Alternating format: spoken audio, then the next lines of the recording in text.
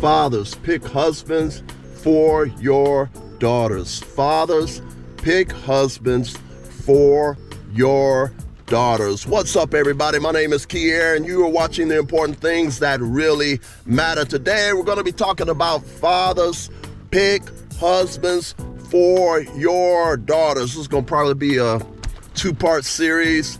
This is going to be part one.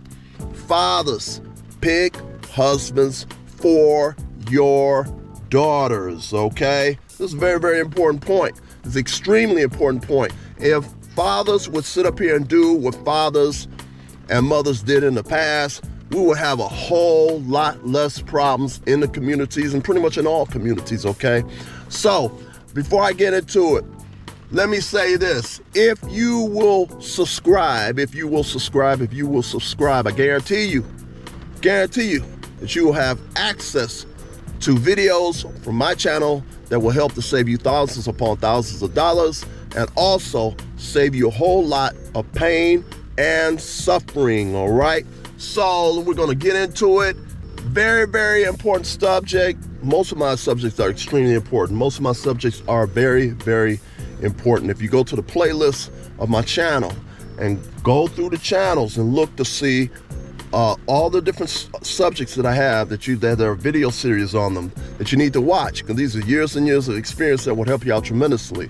So a lot of people don't have that information. So anyway, this is part of the reason why this channel exists, to help save people a whole lot of money, thousands upon thousands of dollars, and or save you a whole lot of pain and suffering. So once again, fathers, pick husbands for your daughters. Now, why is this extremely important? It's extremely important because there are a lot of ladies out here, a lot of women out here that do not have the proper skills. You can get mad all you want to, and I'm gonna give you an example to show that what I'm saying is true. There's a lot of women out here, a lot of African-American women out here, a lot of women in general that do not possess the skills to be able to pick the right, proper males for themselves.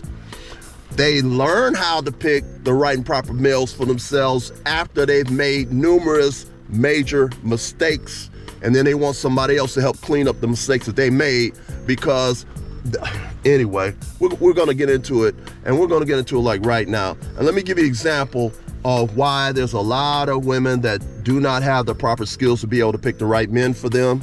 And if your daughter will let you pick her husband, or even let you pick her boyfriend, you're a man, you should even help your daughter in picking a boyfriend, and tell her why. Now, let me make this very, very clear.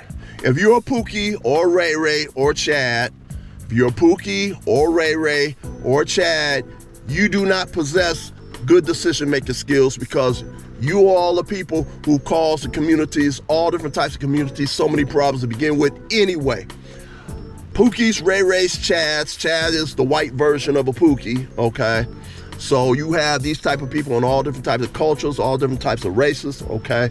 So the thing that you have to understand is that a Pookie is a person, Pookie, Ray Ray, or Chad, those are the type of people whose sole focus in life is getting drunk, getting high, getting drunk and high at the same time, partying and screwing around with as many women as possible. As many women as they can before they die. And if you're dealing with somebody who has got that type of attitude, or you have that type of attitude and mentality, getting drunk, getting high, partying, and screwing as many women as possible before you die, if this is your mentality, then you're a Pookie or Ray Ray. Now, some people might say, well, that's everybody. No, that's only for certain type of people. Some people, to some lesser or greater degree, this might be their focus. But as you're growing older, you should not be almost 30 years old. This is your focus in society. Get drunk, get high, party, screw as many women as you can before you die. If you're like in your 30s and this is still your mentality, you're a Pookie. And you don't need to be making any decisions for anybody, because you don't make good decisions for your own self. So that's for all the Pookies and Ray Rays out there and the Chads that's out there. Now, for the men that are out there who make good decisions, make decent decisions and whatnot, you should make right and proper decisions for your daughters. Pick, if she will allow you, this is the key words. If your daughter, if your nieces will allow you, pick her boyfriends, pick her husband, have her feel comfortable to come to you and ask you for your opinion about who she is seeing or who she is dating. So in other words, that's if she will let you pick for her. That's if she values your opinion, then give your opinion. And then tell her why. It's like, I want to show you who you should pick and who you don't pick, who not to pick, so you don't end up like some of these other women out here and you got 2 or 3 kids by some idiot. And so at least you can say somebody told you, somebody taught you, because evidently these talents, abilities, and skills are not being taught by their mothers. They're not being taught this by their mothers. So if this was true that they weren't being taught the right and proper people to pick, then they wouldn't be in the situation they're in. And to me, one thing that I don't understand is if you see this woman pick a Pookie and this woman picks a Pookie and this woman picks, and 6 or 7 people pick Pookies, and then by the time Pookie and them get through with them, they got 2 kids. Each of them got 2 kids by a Pookie, and they all crying and boo-hooing. If you see all these people that made the same bad decision, why would you turn around and make the same dumb decision that these other women have made? For some reason or other, I don't understand why people can't see other people making mistakes. And they're like, oh, I don't want to make that mistake. That's like, if I jump off a bridge, no, not me, but if I see a person jumping off a big bridge and it takes them 30 seconds to hit the ground, to hit the water, me seeing a person jump off the bridge and hitting the water lets me know, and then you pull the body out of the river and they're no longer alive. All I have to do is look and say, hey, I don't think I want to do that. That looks quite painful.